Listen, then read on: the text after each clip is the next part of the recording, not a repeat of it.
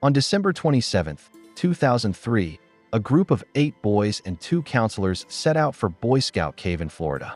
Among them were 15-year-old Michael Shiro and 16-year-old Javik Henderson, both eager for adventure. The cave was known for its narrow crawlways and sharp turns, but it was considered safe due to its stable structure. Their counselors were unable to navigate the tight passages due to their size, so they decided to stay outside, leaving the boys to explore.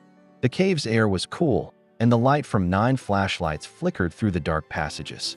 The group crawled deeper into the cave, undeterred by the oppressive silence that surrounded them. After about an hour, they reached a particularly difficult section known as the Hairpin Curve, a narrow passage that twisted at a sharp angle, barely wide enough for one person to crawl through. Michael, determined to lead, pressed forward, followed by Henderson. But as Henderson tried to maneuver around the sharp bend, he became stuck, unable to move forward or back. Panic set in as his breathing quickened. Realizing he was trapped, Michael crawled back to help, but as he wedged himself into the narrow space, the cave walls scraped against their skin, making it even harder to move. The rest of the group, waiting in a wider section of the cave, grew anxious. For over an hour, Michael and Henderson struggled. Henderson's body twisted painfully in the tight passage. The sharp edges of the rock dug into his ribs and hips. Each attempt to move only made things worse.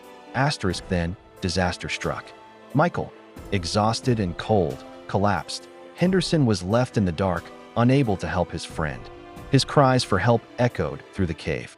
The other boys, too afraid to approach, could only panic and watch helplessly. Outside, the counselors remained unaware of the crisis unfolding until the boys made their way back to the entrance, frantic and out of breath, that they finally explained what had happened. The counselors immediately extinguished the fire they had lit and called 911. Rescue teams arrived quickly, equipped with tools and experience.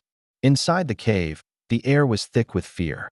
The boys, pale and trembling, huddled together, unable to comprehend the gravity of their situation. When the rescue team reached the Hairpin Curve, the sight was grim.